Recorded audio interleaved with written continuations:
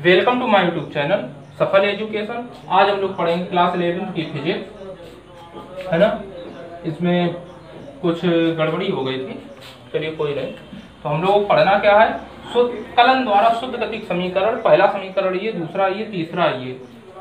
तो हमको तीसरा समीकरण का क्या पढ़ना है, डेरिवेशन पढ़ना है कि मतलब तीसरा समीकरण अवकलन द्वारा कैसे ज्ञात होगा। तो अगर हम तीसरे समीकरण के अवकलन की बात करें, इसीलिए तो यहाँ 3 मानना पड़ गया। इसको हम क्या कह सकते हैं, dx upon dt। dx upon dt v हो गई ना। तो ये हम कह सकते हैं कि a बराबर dv upon dx into v। Clear. dx को इधर ले आओ, a इंटू dx बराबर v इंटू dv। हम ये लिख सकते हैं v इंटू डी बी बराबर a इंटू डी एक्स। कहने का मतलब t बराबर 0 पर कण कहाँ था, x0 पर। ठीक है। प्रारंभिक चाल क्या थी, u। t बराबर t पर, x पर, v। यहां से समाकलन कर दीजिए। समाकलन करने पर अगर हम इसका समाकलन करें तो क्या हो जाएगा बताएं। इसका समाकलन कहां से कहां तक होगा, v dv यानी कि u to v, v into dv, a dx। इसका समाकलन कहां से कहां तक होगा, x0 टू x। v का समाकलन अभी हम जान चुके थे, v dv का समाकलन क्या होगा। v का जब समाकलन करोगे तो इस पर एक पावर भी है, एक और जुड़ जाएगी और 2 से भाग कर देंगे, जितनी पावर उतने से भाग। तो इसका क्या हो जाएगा, पावर 2 हो जाएगी तो 2 से भाग हो जाएगा। लिमिट कहां से कहां तक ले लेंगे, u to v। a dx का करोगे, a बाहर, dx का समाकलन क्या होगा, dx का x और लिमिट कहां से कहां तक, x0 टू x। भाई dx का x होता है ना समाकलन। यहां से upper limit minus lower limit रखो, क्या हो जाएगा बताओ, v square minus u square upon 2। यही होगा भाई, v square upon 2 minus u square upon 2। बात तो एक ही साथ लिख दिया, बात वही है। बराबर a into x minus x0। 2 से उधर ले जाओ, क्या लिखोगे, v square minus u square बराबर 2a into x minus x0। Clear. तो बात तो यही है, इसे हम क्या कह सकते हैं, v स्क्वायर बराबर u स्क्वायर उधर ले जाओ प्लस का, plus 2 into x minus x0। यही तो हमारा क्या है, तीसरा समीकरण। तो समझ लेंगे कि कलन द्वारा शुद्ध गतिक समीकरण हमको पढ़ने हैं। यहाँ पर पहला हम निकाल चुके थे, v बराबर u plus a t, x बराबर u t plus half a t square, v square बराबर u स्क्वायर प्लस 2af। त्वरण a बराबर dv अपॉन dt है, dv अपॉन dt हमने लिखा dv अपॉन x dx और dx अपॉन dt। इससे इसको काट दो, लिखा तो वही है dv अपॉन dt। ये वैल्यू हमने लिखी रखी, इसका नाम हमने रख दिया v। यही करना पड़ेगा, अगर ये नहीं किया तो फिर हम वहां नहीं आ पाएंगे। dx अपॉन dt की वैल्यू होती है v। तो v ये हो गया, v के साथ देखिए dv और a के साथ देखिए dx हम ले आए। तो v dv बराबर a इंटू dx। t बराबर 0 जब था तो कण की स्थिति x0 थी और इस समय चाल कितनी थी, u। जब t बराबर t पर कण x पर पहुंचा तो उसकी चाल क्या हो गई, v अंतिम चाल। तो यहाँ से हमने समाकलन कर दिया u to v, v dv का और x0 से x तक a dx का। तो समाकलन किया, वैल्यू आ गई। तो ये क्या है, ये हमारा तीसरा नियम है, शुद्ध गतिक का तृतीय नियम। ठीक है।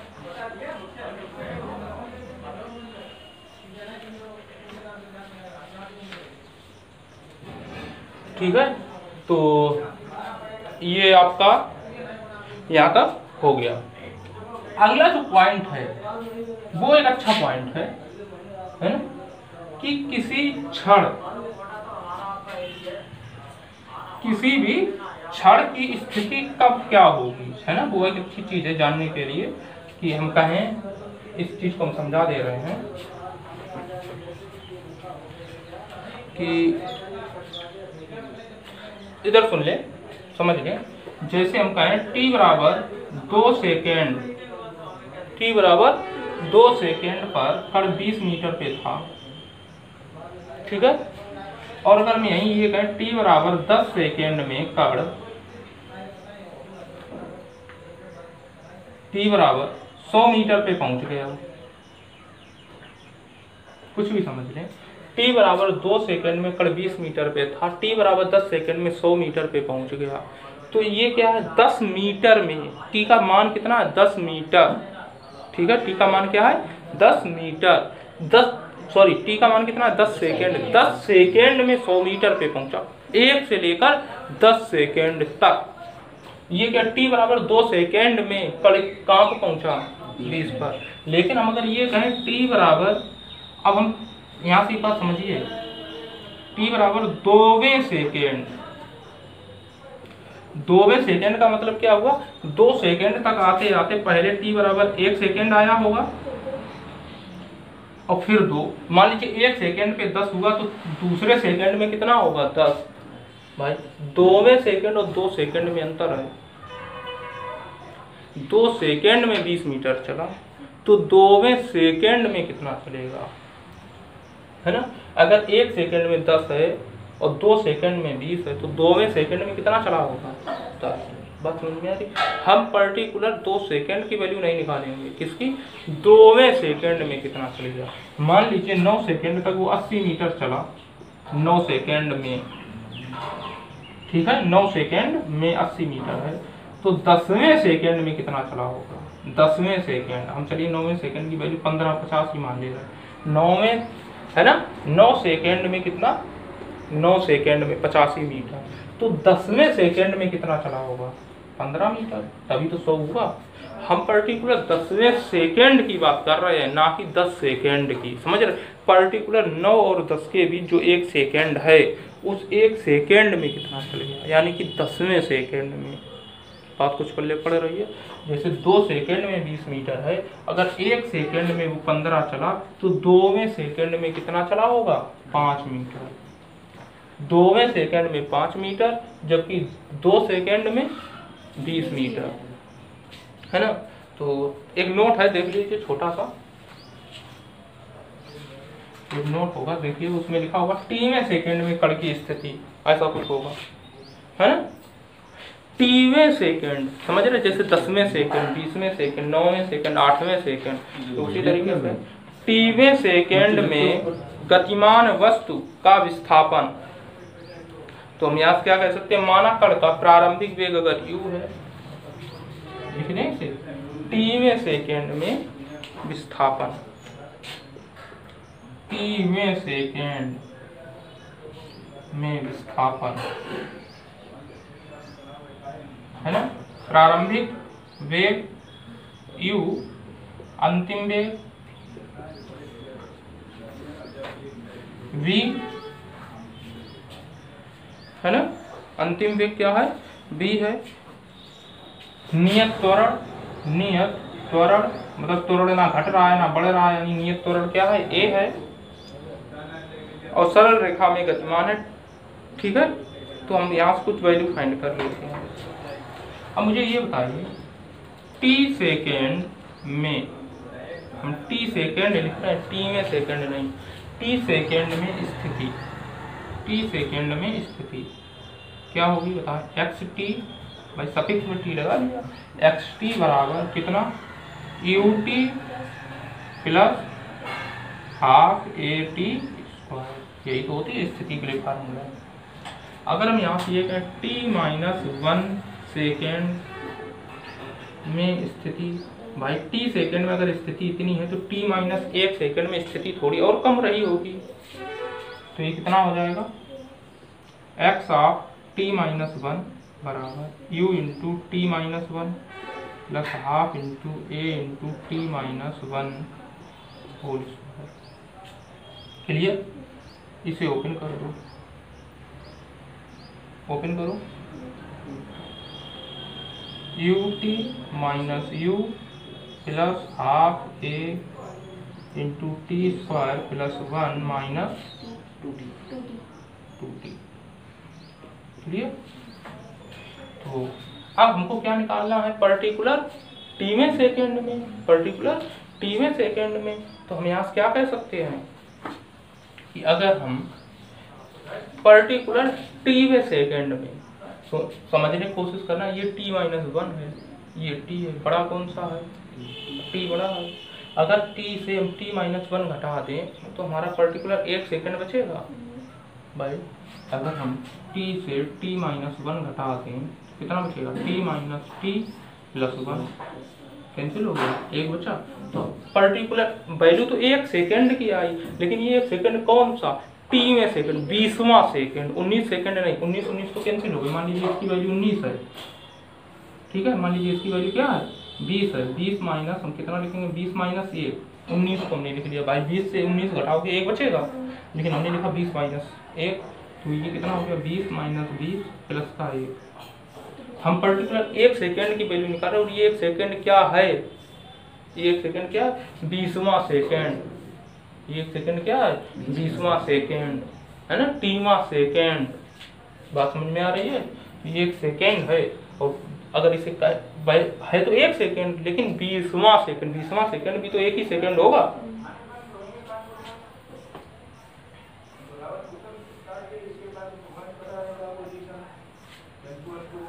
हाँ, तो यहाँ से क्या लिख लेंगे, t-वें सेकेंड के लिए स्थिति क्या हो जाएगी, t-वें सेकेंड के लिए t-1। तो क्या लिखोगे, xt minus x of t-1 घटा दो, ut प्लस हाफ at²। भाई ऊपर वाले से क्या करेंगे, इस वाले को घटा देंगे, माइनस क्या बचेगा, ut minus u plus half at², ठीक, प्लस का हाफ a माइनस का 80। भाई हाफ ए से वो तो कैंसिल हो गया, 2 से 2। हाँ, नहीं समझ में बात आ गई ना। ये देखिए, ये 2 रहेगा, ये अपान में 2 रहेगा, कैंसिल हो गया ना। तो इसे क्या कर सकते हैं, ut से ut कैंसिल, हाफ at से स्क्वायर से हाफ at² कैंसिल, बचा क्या, देखो अगर तो माइनस है, माइनस वाला प्लस का हो गया, u ये माइनस का हो जाएगा हाफ a, ठीक है, और वो प्लस का कितना हो जाएगा, 80, प्लस का कितना हो जाएगा 80। तो हम यहाँ से क्या कर सकते हैं, ये 2 से 2 बनाए रखा, जैसे हमने 2 से 2 बनाए रखा, अभी काटा नहीं, ठीक है। हाँ, 2 से 2 बनाए रखा 80। तो इसे आप अगर लिखना चाहो तो हम इसे थोड़ा ऊपर रफ करते हैं। हाँ, क्या लिख सकते हैं, देखिए xt minus x of t-1 बराबर, ये कितना है, u माइनस, ठीक है, इन दोनों में हमने कॉमन ले लिया हाफ है, तो कितना बचेगा बताएं, 1 माइनस, इसे हम ऐसा लिख लें, u प्लस हाफ at है ना, 2/2 at क्लियर, माइनस का हाफ है। अब कॉमन ले लो, कितना कॉमन, 2a बचा, 2a sorry 1/2a, half a common लिया तो क्या बचेगा, 2t। भाई अगर हाफ a कॉमन ले ले तो अंदर क्या बचा, a कॉमन ले लिया, हाफ कॉमन ले लिया, बचा क्या, 2t और -1 है ना, xt minus x of t-, यानी कि पर्टिकुलर t-वें सेकेंड में, इसे क्या कह सकते हैं हम, t-वें सेकेंड, t-वें सेकेंड में स्थिति क्या होगी, u plus half a into 2t-1, u plus, देखिए उसमें लिखा भी होगा है ना,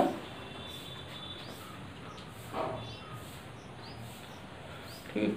हम इसे क्या कह सकते हैं, t-वें सेकेंड में स्थिति क्या होगी, x ऑफ t, देखिए लास्ट में निकल के आया है, बात वही है। अगर वही इसका xt लिखें, इसे लिखें xt माइनस, है ना, तो बचेगा हमारे पास क्या, x ऑफ 1 ही बचेगा। बस बात वही है कि x ऑफ t पर स्थिति क्या होगी, t में सेकेंड में विस्थापन u plus half a into 2t-1।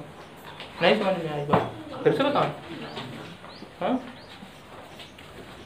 अब जो चीजें हैं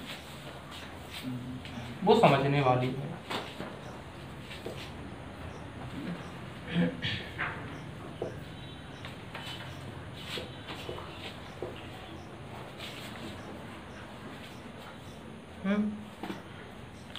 अब पढ़ना क्या है, वाहन की अवरोधन दूरी, वाहन की अवरोधन दूरी और अवरोधन समय, अवरोधन समय, वाहन की अवरोधन दूरी और अवरोधन समय। तो ये जो है पेज नंबर 21 है ना, तो इसे ये बहुत ज़्यादा इम्पोर्टेंट चीज़ है ना। आपको इस चीज़ को पढ़ने में उतना मज़ा भी आएगा, तो चीज़ों को बहुत अच्छे से समझे, है ना। वाहन की अवरोधन दूरी और अवरोधन समय, अवरोधन दूरी क्या है और अवरोधन समय क्या है, सुन ले।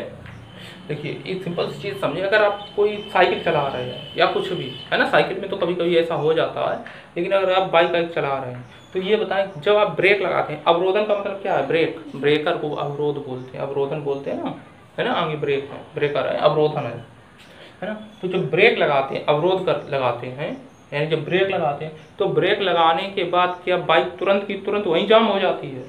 बिल्कुल नहीं। ब्रेक लगाने के बाद क्या गाड़ी तुरंत जाम हो जाती है? बिल्कुल नहीं। यानी गाड़ी तुरंत जाम नहीं होती है, यानी ब्रेक लगाने के बाद भी गाड़ी चलती चली जाती है, भले ही घिसटे फिर, है ना। तो ब्रेक लगाने के बाद गाड़ी कितनी दूरी चल गई, वो अवरोधन दूरी। यानी अवरोध करने के बाद गाड़ी जितनी दूरी चलेगी, अवरोध करने के बाद गाड़ी, अवरोध मतलब ब्रेक लगाना, अवरोध लगाने के बाद गाड़ी जितनी दूरी चलेगी वो अवरोधन दूरी।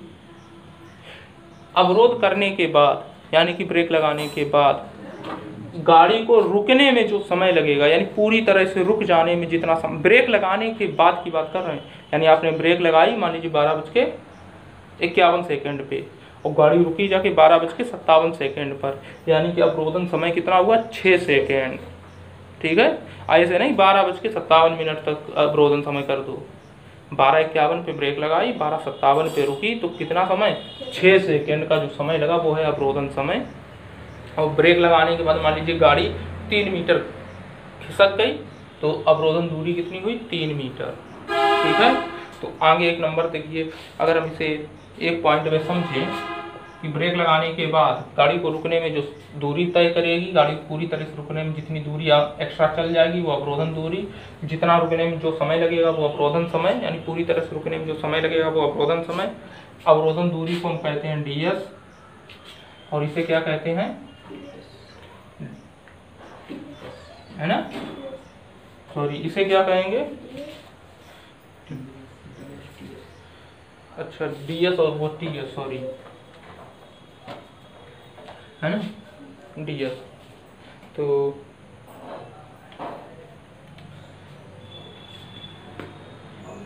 यहाँ से अगर हम समझें कि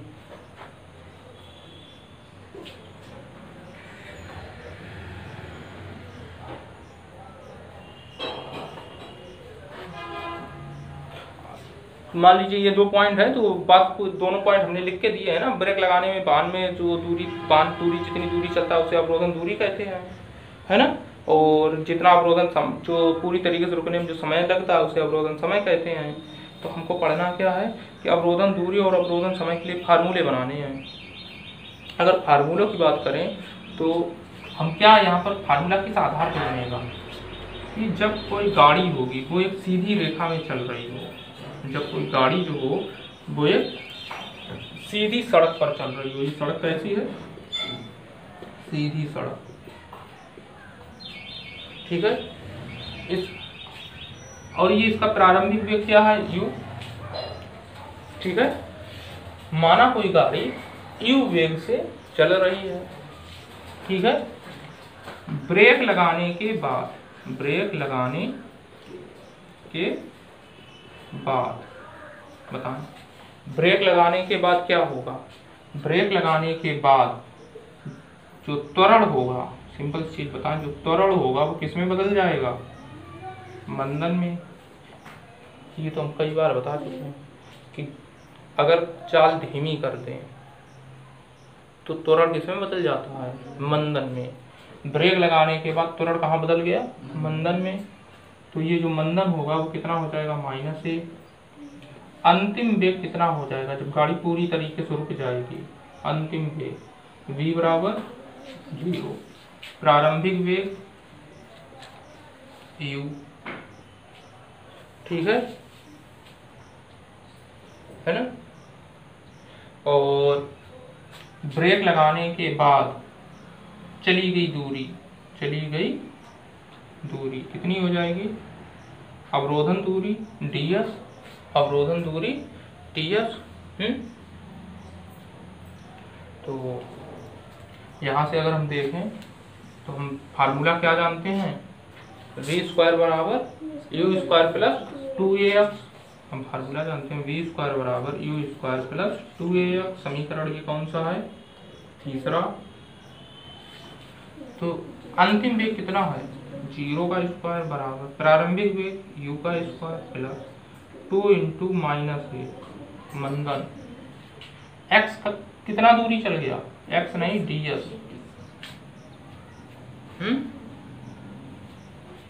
तो इसे हम क्या कह सकते हैं, 2a ds को इधर ले आए, कितना हो गया 2a ds बाई, ये माइनस का इधर आएगा प्लस का हो गया, बराबर u²। तो सिंपली ds की वैल्यू कितनी हो जाएगी, u²/2a।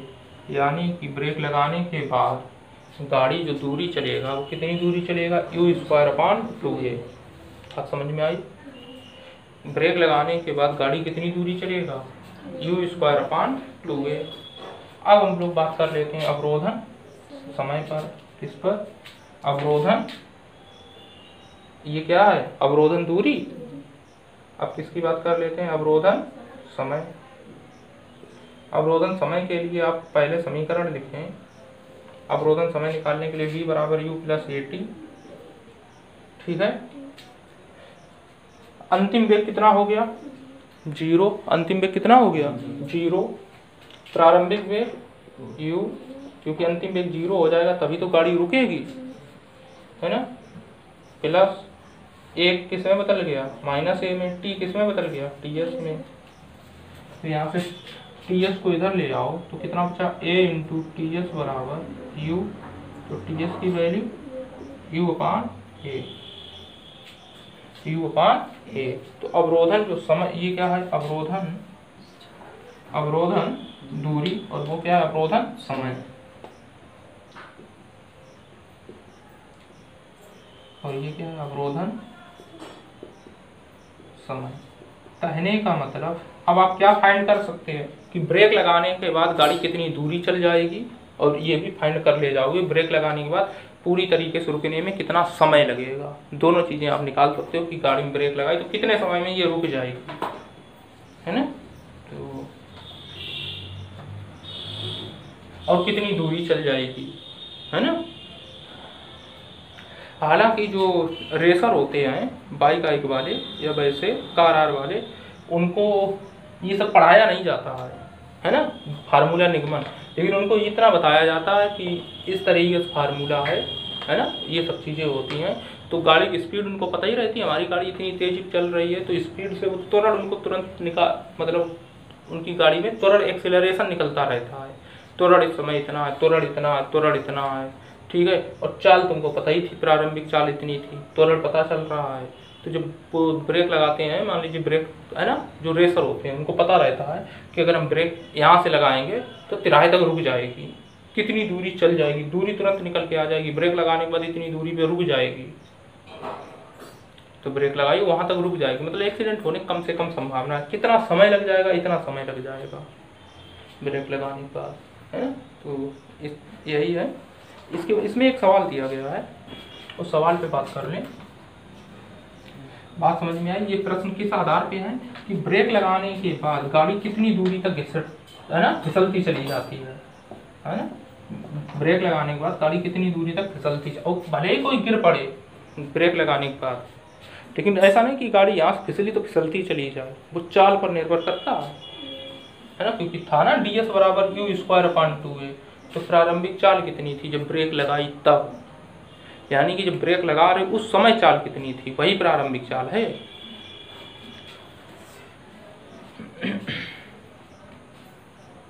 एक कार एक समान वेग 25 मीटर प्रति सेकंड से गतिमान है। u का मान कितना है? 25 मीटर प्रति सेकंड। आगे कुछ दिया गया है। ब्रेक लगाने पर मंदन कितना है ना? मंदन कितना है? 12.5 मीटर प्रति सेकंड स्क्वायर। पूछा गया है कितनी देर बाद रुकेगी, कितनी दूरी पर रुकेगी, कितने देर बाद रुकेगी। पहला क्या है? समय, ts। ts बराबर क्या? u/a, यही था। तो u का मान 25। त्वरण है वो वहां गलत लिख गया है, यही रहेगा 12.5 मीटर प्रति सेकंड स्क्वायर। 12.5 2 आएगा 2 सेकेंड। भाई त्वरण का मात्रक क्या होता है? मीटर प्रति सेकंड स्क्वायर। दूसरा क्या निकालना है इसमें? क्या निकालना है? चली गई दूरी, यानी कि डिस्टेंस कितना है? u square upon 2a। u square का मान 25 गुणे 25 बटे 2 गुणे 12.5। तो कितना आ गया? ये 25 हो गया, 25 से 25 कैंसिल, 25 मीटर। दूरी का मात्रक मीटर, तो 25 मीटर। ठीक, तो आगे हमारे पास हम लोगों के पास क्या रह गए? ग्राफ रह गए है ना। हम लोगों को क्या पढ़ना रह गया है? ग्राफ। ग्राफ पढ़ने के लिए है ना एक वीडियो बना दिया जाएगा, तो उसको जरूर देख लें। और हाँ, जैसे ये चीज़ें चल रही हैं, जिन्होंने चैनल को सब्सक्राइब नहीं किया, मतलब जो वीडियो देख रहे हैं उनको अगर अच्छा लग रहा है और उन्होंने चैनल को सब्सक्राइब नहीं किया, तो उनके पास सारे वीडियो नहीं आ पाते हैं। कोई वीडियो आएगा, कोई नहीं आएगा। तो चैनल को सब्सक्राइब कर लें और साथ ही साथ अगर नोटिफिकेशन जो बेल रहती है उसको भी क्लिक कर लें, ताकि वीडियो अपलोड किया जाए आपको सूचना मिल जाए। वीडियो अपलोड करने के बाद कई लोग कमेंट करते रहते हैं कि हमारे पास तो वीडियो ही नहीं आया आज वाला। तो वीडियो ना आने का एक कारण है कि आप उपभोक्ता नहीं है। सब्सक्राइब मतलब उपभोग करना, सब्सक्राइबर उपभोक्ता। तो आप इस चैनल का उपभोग नहीं पूरी तरीके से कर रहे हैं, तो इसके लिए आप क्या करें? चैनल को सब्सक्राइब कर लें, तो ज़्यादा आसान रहेगा। और बची हुई चीज़ें अगली क्लास में करेंगे। Thank you.